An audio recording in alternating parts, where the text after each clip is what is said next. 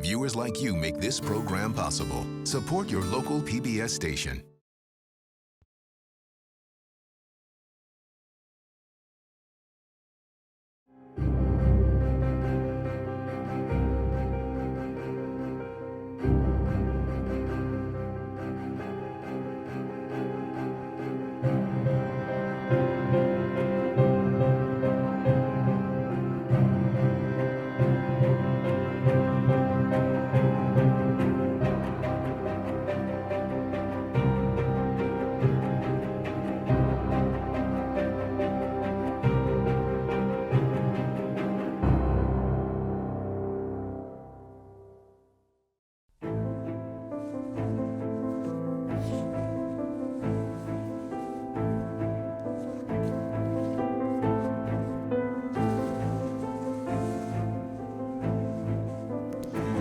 As the daughter of one of South Carolina's first families, Angelina Grimké lived in almost unimaginable luxury. In the 1820s, Charleston's aristocracy was one of the wealthiest societies on earth. But Angelina found it almost unbearable. An empire of sin. The story goes that each of them in the family had their own personal slave behind them when they ate dinner. And if the salt and pepper were next to the person sitting next to you, you didn't ask them to pass it. Your slave got it from his slave and gave it to you. There was nothing that you had to do, that there wasn't a slave who took care of it for you.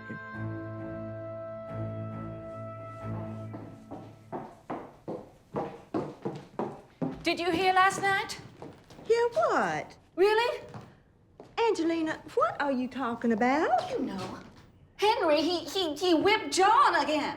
I told you before, dear. That's Henry's business. Angelina attacked slavery, not in the beginning because she cared about the slaves. It is Henry's business. You know what She was really concerned about the fate of their white masters. I ask you to leave him alone. He's my brother. Yes, I know.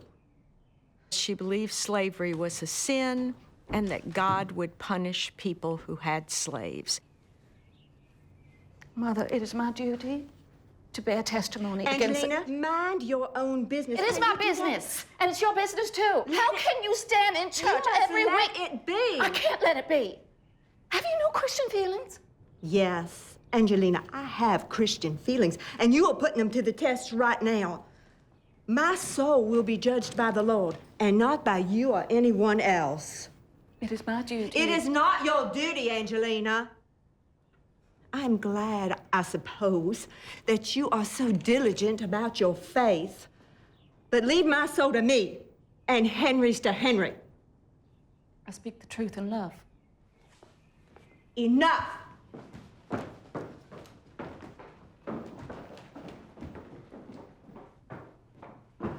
Mother. Mother. Mother, listen to me. Mother!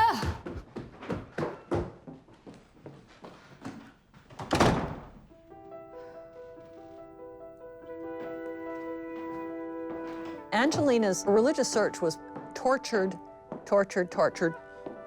She was more or less on her own as she struggled with very deep and troubling issues about herself and her relationship to God. In the fall of 1829, Grimké resolved to leave Charleston and the pollutions of slavery for an uncertain future in the North. There's a kind of fearlessness about Angelina Grimké. Women did not strike out, and white women did not strike out on their own in this way, and Southern white women certainly did not. This is disobedience to proper society, to the South, to the church.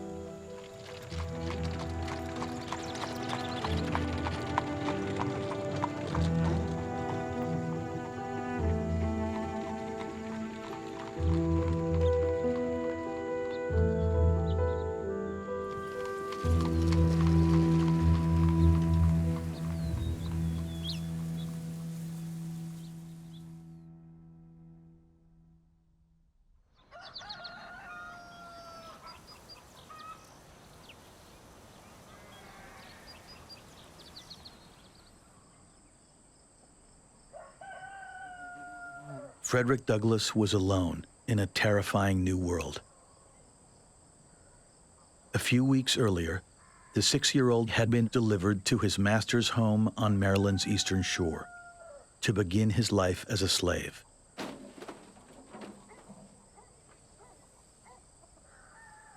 His first experience of slavery would haunt him to his grave.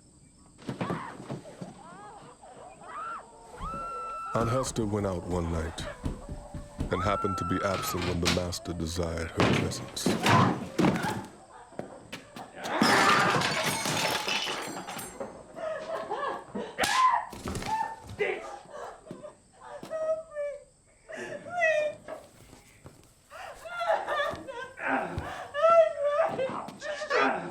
No words, no tears, no prayers seemed to move his iron heart.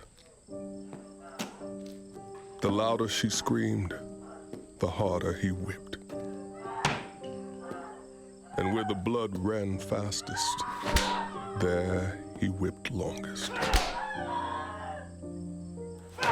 He would whip to make her scream, and whip to make her hush.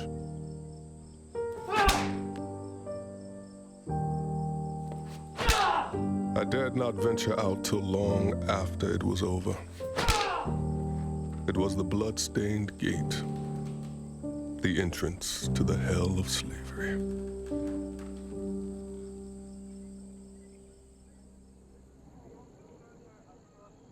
Frederick Douglass and Angelina Grimké lived at opposite poles of one of the largest slave societies in history.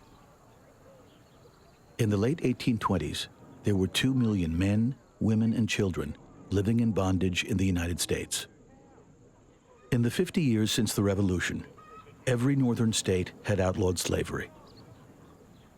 It had once seemed likely that it would disappear in the South as well, but no more. The invention of the cotton gin had led to a massive increase in cotton production, making slavery indispensable to both the South and the North.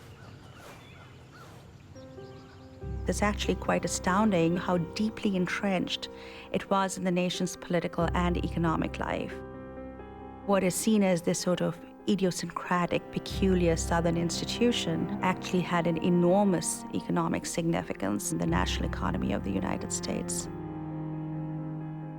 Slaves were the single largest financial asset in the entire American economy, worth more than all manufacturing, all railroad, steamship lines, and other transportation systems put together.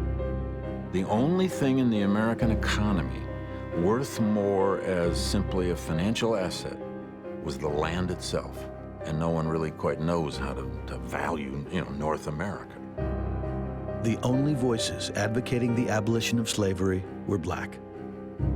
Their frustration was growing, and some of them were becoming more militant. But no one in power was listening. As of yet, no white Americans could imagine turning millions of dollars worth of slaves into millions of black compatriots.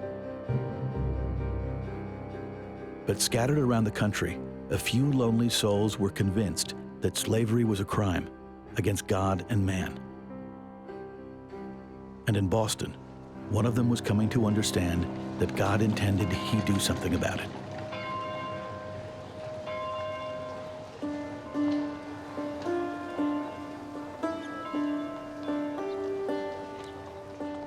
William Lloyd Garrison felt that he was destined to do great things, but he had no idea how to get there. In 1828, he was 22 years old, newly arrived in the city from his hometown of Newburyport. Garrison's father, a seaman and a drunk, had abandoned the family when Garrison was 2 years old. Plunged into poverty, Garrison's mother left her children for years on end as she looked for work. But in their time together, she managed to drum a fierce Christian conscience into her son. William Lloyd Garrison's religious background was not just a background. It was at the core of who he was. It was an indwelling spirit inside of him that constantly thought about making God's will come into being on this earth. Shortly after arriving in Boston, Garrison happened to meet an itinerant publisher who was raising money for his one-man anti-slavery newspaper. Garrison was horrified by descriptions of the slave pens where men, women, and children were held awaiting shipment further south. And he began to think that ending slavery was the cause that could give meaning to his life.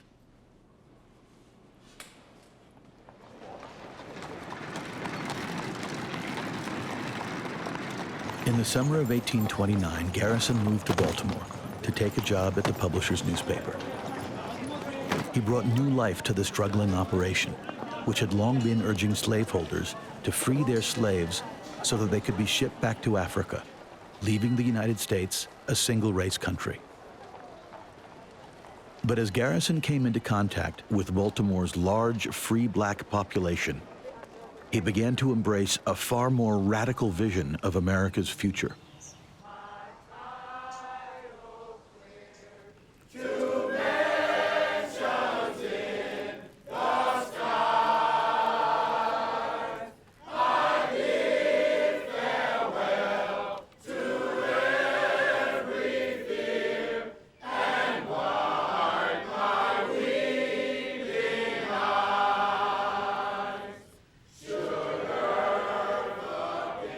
Garrison went to Baltimore and there boarded with free blacks. Had to share the table with them, had to break bread with them, had to sleep in the same quarters with them. And suddenly he had an idea that he had a much expanded mission that did not simply speak to the question of slavery, but spoke to the question of race.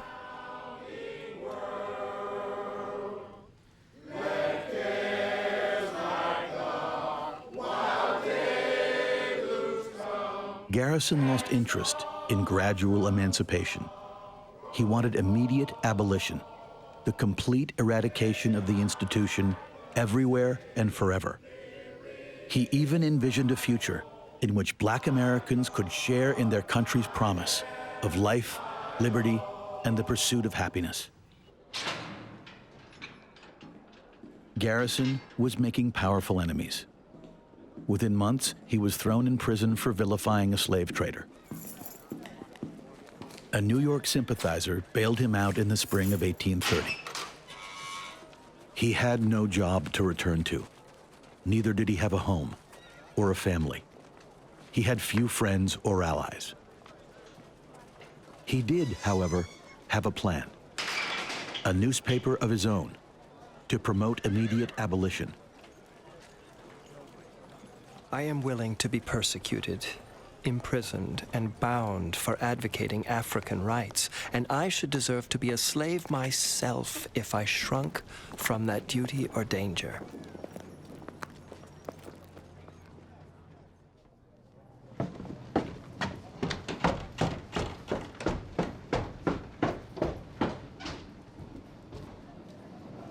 By the fall of 1830, William Lloyd Garrison was back in Boston, doggedly pursuing his dream of an abolitionist newspaper. He scrounged around for printing supplies and convinced a colleague to loan him a few reams of paper. He traveled around the Northeast, gathering a handful of allies among white reformers, but not enough to support his venture. Garrison meets with a group of Black abolitionists, and he receives very positive support. In that first year, the financial help of Black Bostonians was absolutely critical. He had many more Black supporters than white supporters. He uses his time in African-American communities, in churches, in meetings, to think very deliberately about how to organize his own abolitionist campaign. There is a true partnership that can go forward. There's a kind of work that Garrison can do precisely because he is a white man in America in the 1830s. On January 1st, 1831, Garrison's long-awaited day arrived. On the first page of the first issue of his newspaper, Garrison declared, "There shall be no neutrals. Men shall either like or dislike me." Let Southern oppressors tremble. Let their Northern apologists tremble. Let all the enemies of the persecuted blacks tremble. On the subject of slavery, I do not wish to write with moderation. I am in earnest. I will not equivocate. I will not excuse. I will not retreat a single inch, and I will be heard.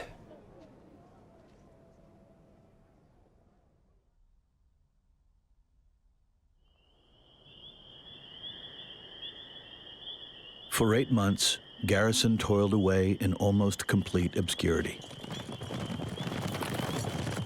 Then, an explosion of violence halfway across the country suddenly propelled him to national prominence.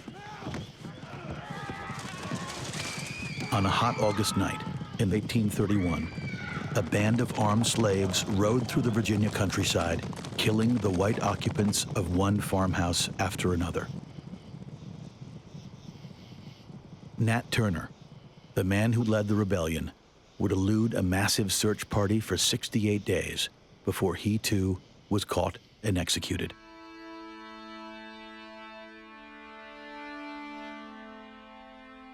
The sudden explosion of black anger, black wrath, is so jarring that the ramifications of the rebellion go far beyond Virginia.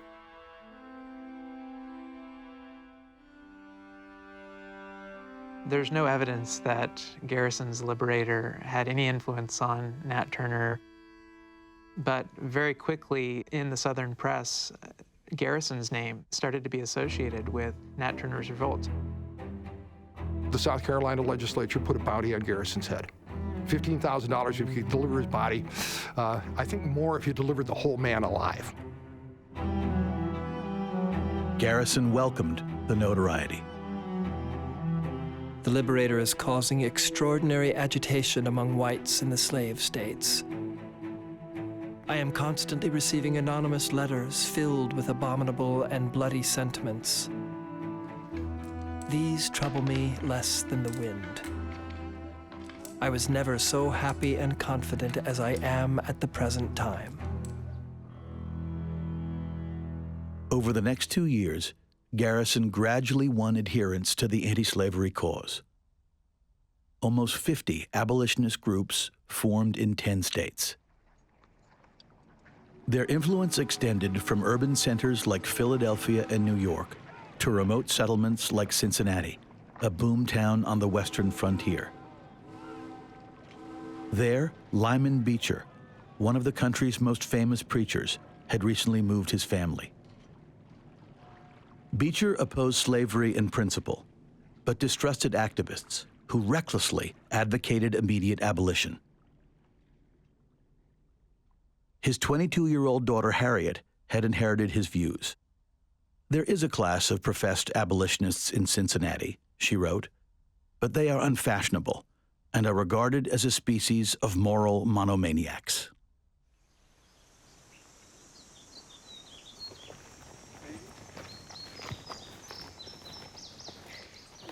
He wants to be noticed. Don't they all?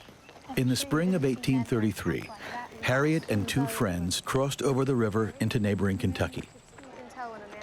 She had never before visited a slave state. We have this fine specimen here. What do you get? 25. 25? 50? We got 50 going once. 50 going twice. 50 sold to the gentleman here.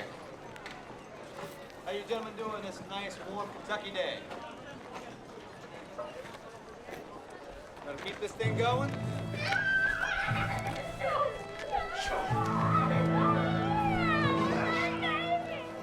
What Stowe sees there is a human thing. She sees these people. I mean, they're human beings. She's confronted with it in such an intimate way. And I think that never leaves her.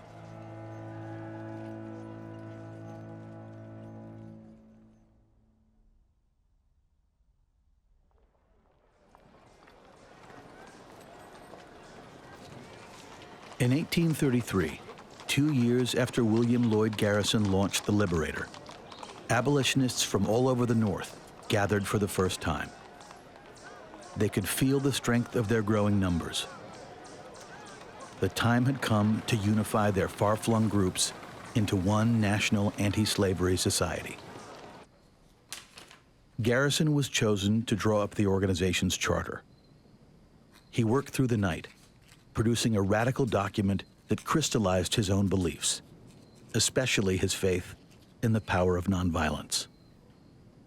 Our measures shall be the opposition of moral purity to moral corruption, the destruction of error by the potency of truth, the overthrow of prejudice by the power of love, and the abolition of slavery by the spirit of repentance. The American Anti-Slavery Society came to life the next day when 63 people signed Garrison's manifesto. They vowed to spread the anti-slavery gospel to every city, town, and village, and they agreed to use what they called moral suasion to convert slaveholders to the cause. The heart of the evangelical Christian's worldview was this idea that the individual can be converted almost immediately. So why not the society too? They had seen through their own religious culture the conversion of people from the condition of being a sinner to being sanctified. And so the original intention of the abolitionists was to tell the slaveholders to repent and that they would. Abolitionists never waver in their faith or their hope that any day, any moment, slavery can end.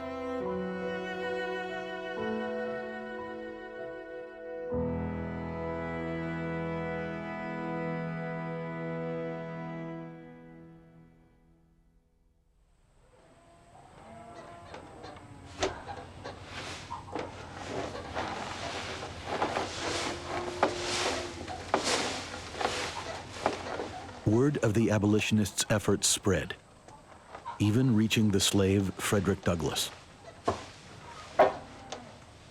Douglass had spent much of his youth as a house slave in Baltimore. There, his horizons had widened. He had lived among free blacks, had secretly learned to read. And there, he had come to hope that slavery might not be eternal. Every once in a while, I could hear my master speaking angrily about abolitionists. I had no idea who or what these were. I soon found, however, that they were soundly hated by slaveholders. I realized with deep satisfaction that I was not alone in abhorring slavery. This thought, it makes him question, it makes him hopeful, it makes him angry. So that when there's a need for Douglass to be beaten back into submission, to erase the experiences of Baltimore, he's sent to Covey for this. Edward Covey was a farmer back on Maryland's eastern shore who traded on his reputation as a slave breaker. He was truly sadistic. He whipped Douglass mercilessly at least once a week for the first 6 months, for no reason at all. Come on, boy. Come on, boy.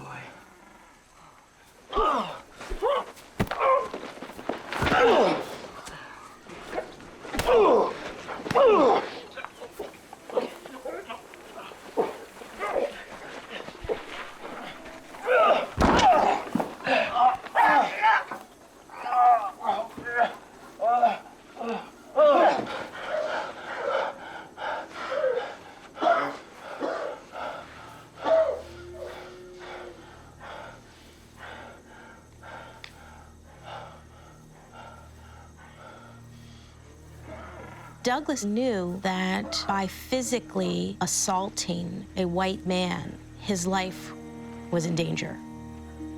But he's made this decision that it matters not.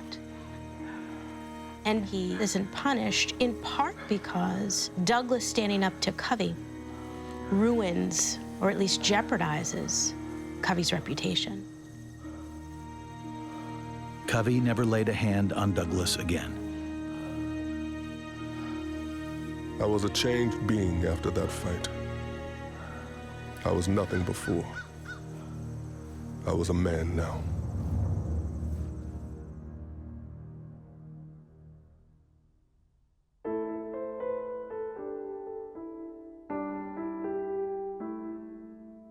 By 1835, 2 years after the formation of the American Anti-Slavery Society, there were over 300 chapters throughout the free states, with tens of thousands of members. Garrison and New York businessman Lewis Tappan hoped to build on this momentum with a bold plan to directly confront Southern slaveholders and their supporters. They proposed printing 20 to 50,000 pamphlets a week and mailing them to ministers, politicians, and newspaper editors in each state, especially in the South.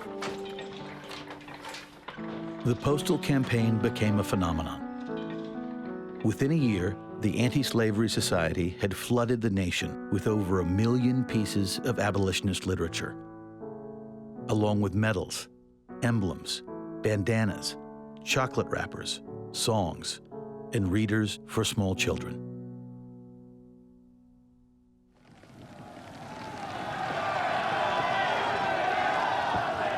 The Great Postal Campaign did not bring about the end of what Southerners called our peculiar institution.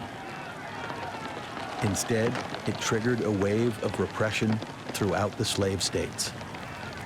In Charleston, 3,000 people destroyed anti-slavery materials and then burned Garrison in effigy.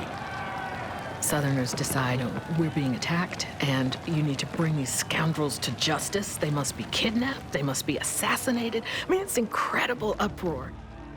This is when the South sort of closes itself completely on the issue of slavery.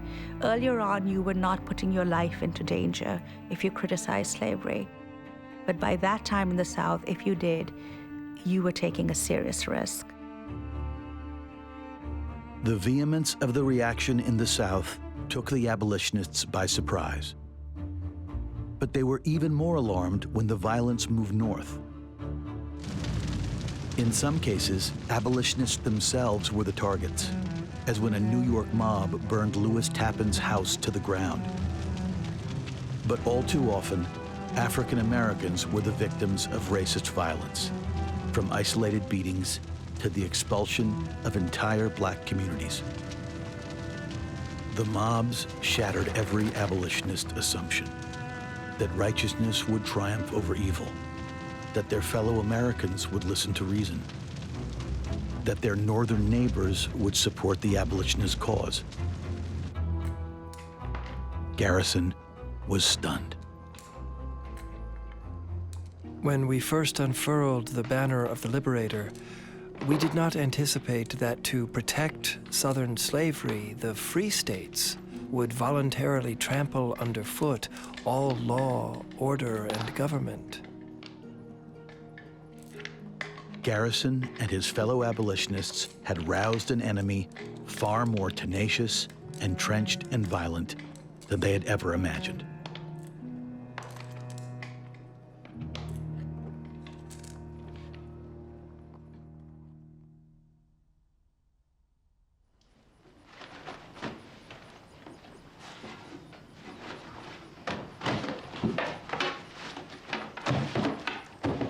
Since Angelina Grimké left her home in Charleston, she had moved to Philadelphia and joined her like-minded sister Sarah. There, Angelina discreetly followed reports of the abolitionist movement. She was reluctant to get involved, fearing that would bring disgrace to her mother back in Charleston. But as she read reports of the rising tide of pro-slavery violence, Grimké finally decided that she could remain silent no more.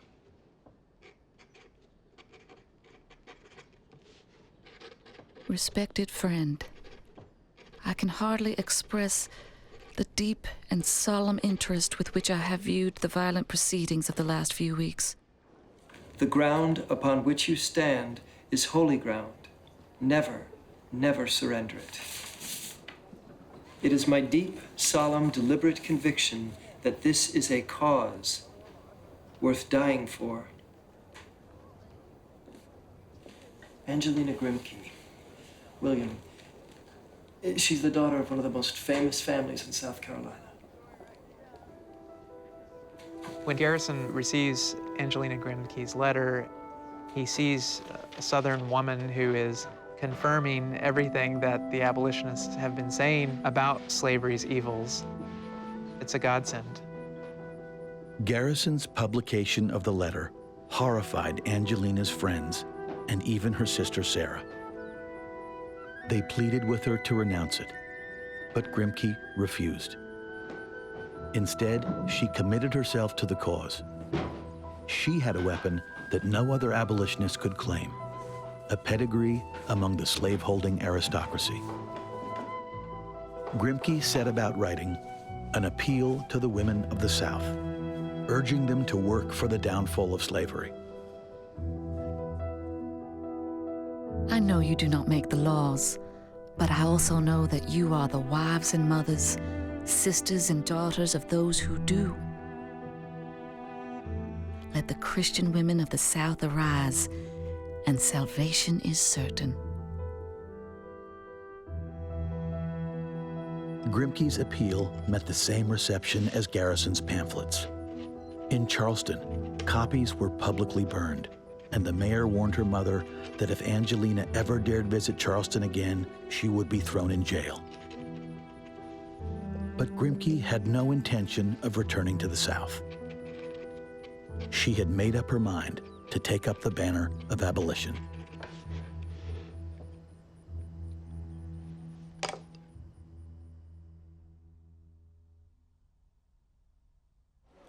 Yeah, you're gonna go find out. I'm gonna lose my job for him or any other nigga living on this. I got this figured out. I don't know. Hey, what? Who's this? What the hell is going in there for? Just relax. Oh, you're back off of me. Don't you mess with me, boy. By the fall of 1835, anti-abolitionist violence was closing in on Boston. A stone-throwing crowd had recently forced one of Garrison's allies to abandon a speech. Garrison himself woke one morning to find a gallows on his front lawn. He ignored the warnings. On the morning of October 21st, 1835, he made his way across town to deliver yet another anti-slavery lecture. That was Garrison! All right, we'll get him out! We'll get him on the way back out! We're here for the money, taking our job. Come on down!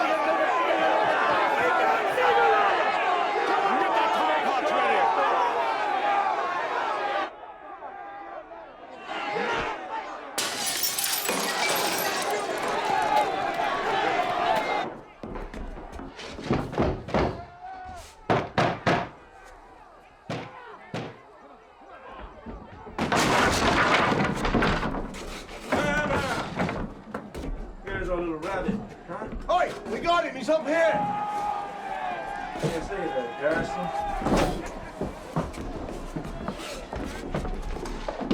Come on. Come on. Let's take him down to the others. All right. We'll tar the nigger-loving son of a bitch. Over here. Get the rope. Fortunately for Garrison, two burly men in the crowd took pity on him and rushed him to the town hall. With the mob still calling for Garrison's blood, the mayor put the terrified printer in jail for the night for his own protection.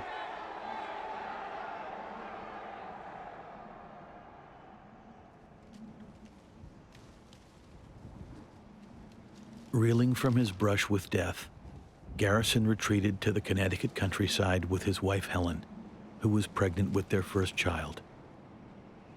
Garrison told colleagues that he needed to stay with Helen and the new baby. In fact, he had been shaken to his core, his faith in his fellow men poisoned, his hope for his country undermined. Garrison begins to suspect that every part of American society is infected by a deep moral disease. And he starts to say, the churches are pro-slavery. We're coming out of all the churches. Politics are pro-slavery. Abolitionists should never vote. becomes far more radical and far more anti-institutional.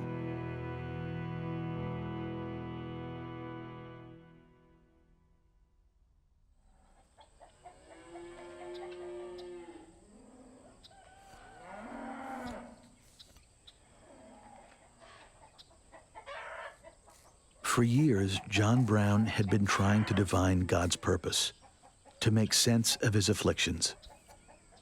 He had once been a successful merchant and tanner, a good provider to his family. But then, suddenly, his life collapsed. A series of business disasters plunged him deep into debt. Brown is drifting just further and further into a very deep and dark relationship with God. He's always trying to discern what God wants for him. That's really what Calvinism is all about. You're eternally in sin. You're just constantly trying to get out of it like a drowning man.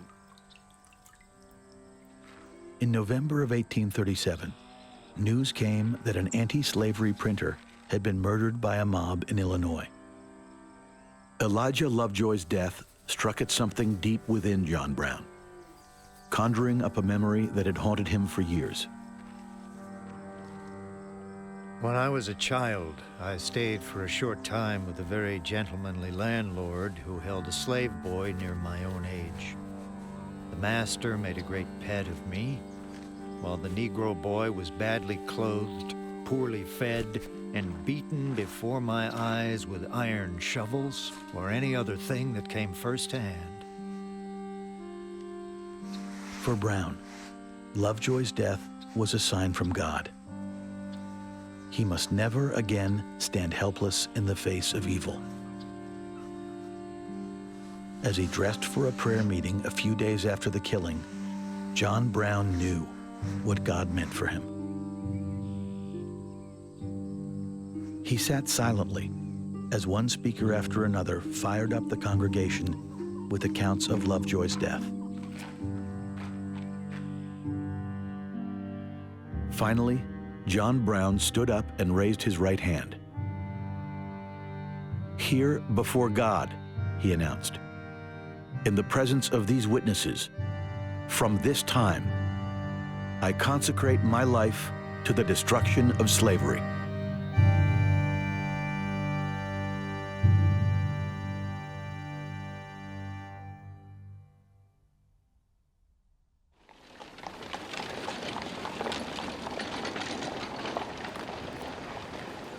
A few months earlier, scores of abolitionists had descended on New York for a training session.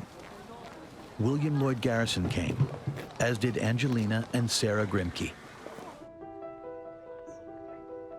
Though Garrison gave a rousing speech, Angelina's head was turned by a striking young theologian who ran most of the sessions. Theodore Weld had committed himself totally to the anti-slavery cause, and had even pledged not to marry until the slaves were free. Angelina thinks he walks on water. She thinks he is the most amazing man, that he is filled with the passion of abolition. He trains them, teaches them, and sends them off to give talks. I stand before you as a Southerner, exiled from the land of my birth by the sound of the lash and the piteous cry of the slave. I stand before you as a repentant slaveholder.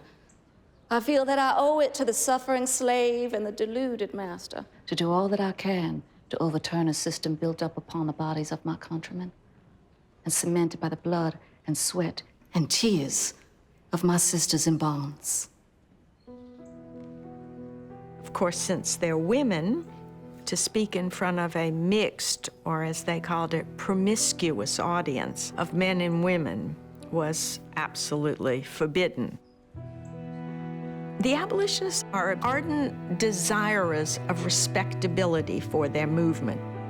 So when men start to come to her talks, their antennae go up.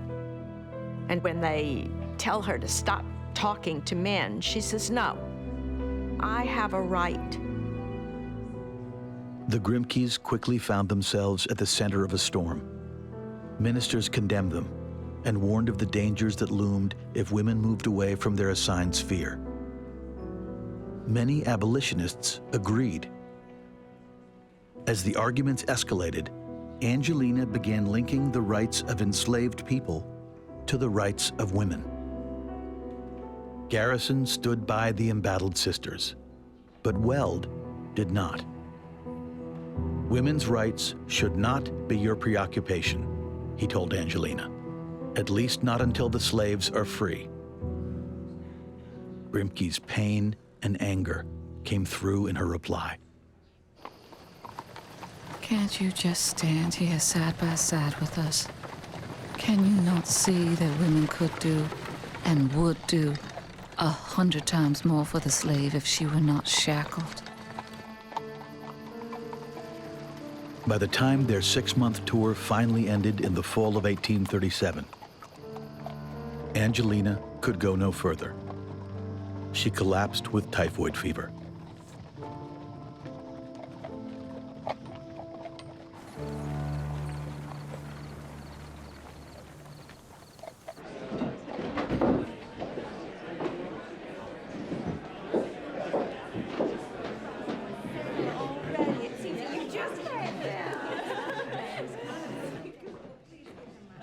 As she was recovering, Angelina wrote to Theodore saying she hadn't realized how much he disliked her. And he writes back to her, "You're young and you have too much pride and you're not helping the cause."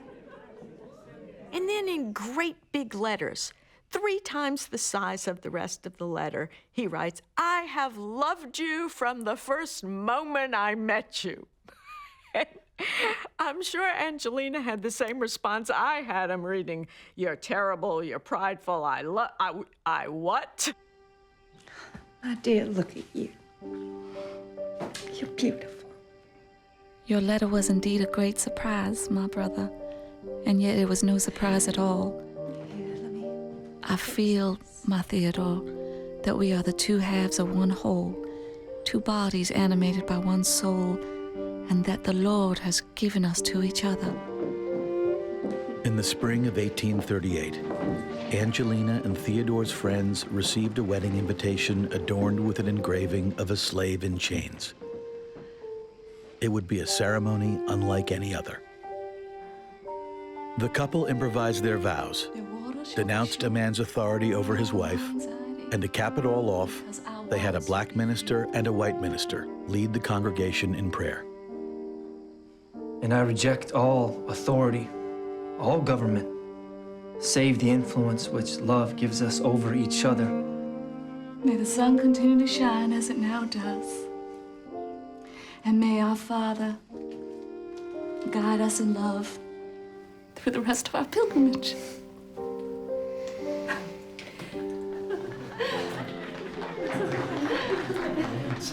Brothers and sisters, Mr. and Mrs. Weld have chosen to solemnize their union, not by the illegitimate authority of state or church, but by your witness.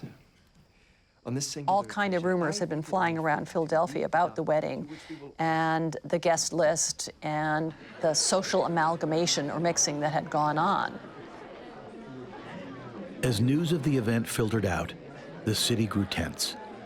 By the time Angelina and Theodore attended an anti-slavery convention 2 days after the wedding, Philadelphia was seething with racial tension. The meeting was held in Pennsylvania Hall, which had been constructed as a haven for free speech. The leaders of the movement are on the stage, and as they're speaking, as they're holding their meeting, they begin to hear noise outside. And the noise grows and grows and grows. And then they begin to see the rocks hitting the windows. And they realize that they're in danger. Angelina Weld kept speaking as showers of stones pelted the windows. Shattered glass cascaded to the floor. What is the mob? What would the breaking of every window be? Any evidence that we are wrong, or that slavery is a good and wholesome institution? What if that mob should burst in upon us and commit violence on our persons? Would this be anything compared with what the slaves endure?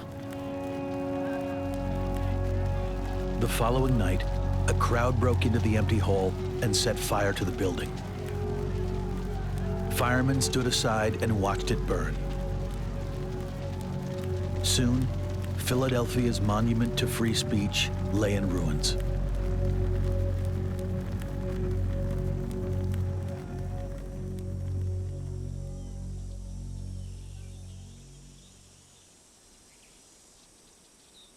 Only days after the burning of Pennsylvania Hall, a shaken Angelina moved with Theodore to a rustic farm in New Jersey.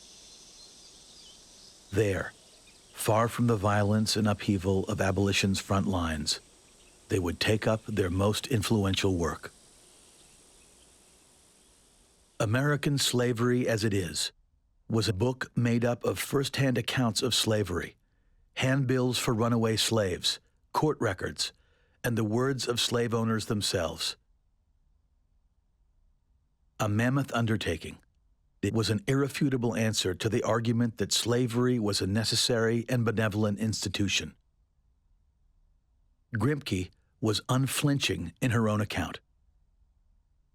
I saw slavery in the city, among the fashionable and the honorable. There, everything cruel and revolting is carefully concealed from strangers. I have known the mistress of a family to borrow servants to wait on company, because their own slaves had been so cruelly flogged that they could not walk without limping at every step, and their putrefied flesh emitted such an intolerable smell that they were not fit to be in the presence of company. American Slavery as It Is became the best-selling book in the country. But with its publication, Angelina Grimké's public career was over. Her health had been severely weakened by her public ordeals, leaving her barely able to cope with the demands of motherhood. For all that, Angelina Grimké never surrendered the vision of a more perfect society, in which black and white, men and women, walked together in the ways of God. She's exhausted from fighting, and yet she really never lets go of doing what is morally right. But she's not the same know-it-all, obnoxious girl she was when she was younger. Now she's genuinely a humanist. She's genuinely a person with great empathy for people who suffer and great sensitivity to the inequalities in society.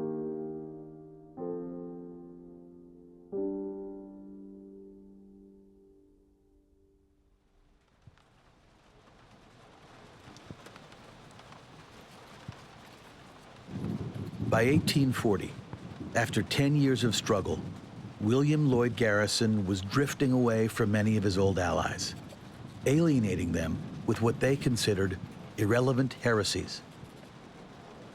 Rather than backing down, Garrison upped the ante. Because the Constitution itself was corrupt, he charged, the Union was fatally flawed. Garrison insisted that abolitionists renounce their government, that they withdraw from citizenship and refuse to vote. The American Union was effected by a guilty compromise between the free and slaveholding states. In other words, by incorporating the slave system into the government. In the language of Scripture, it was a covenant with death and an agreement with hell. The first American republic, the one invented in the Revolution in the late 18th century, had to die. It is so deeply flawed by the fact that human beings are property, that that republic is doomed. It must be crushed, it must be changed and reinvented. Many of Garrison's old friends had had enough. Some of them had been deeply offended by his support of women's rights. Others thought it lunacy for a reform movement to ignore politics, or to insist that supporters refrain from voting. and a few were quietly wondering whether nonviolence could ever free the slaves. In May of 1840, they quit the American Anti-Slavery Society. The organization remained with Garrison at its head, but membership and income plummeted. The infighting left the abolition movement fragmented and disheartened. Many wondered whether it would disappear altogether. Time and again, Garrison, Grimké, Weld, and their kindred spirits had sounded the warning. The Republic couldn't forever encompass the ideal of liberty and the reality of slavery. For their beliefs, they had been reviled, mocked, beaten, and imprisoned. But they had exposed the fatal weakness in the Union and set the nation on course to the gravest crisis in its history.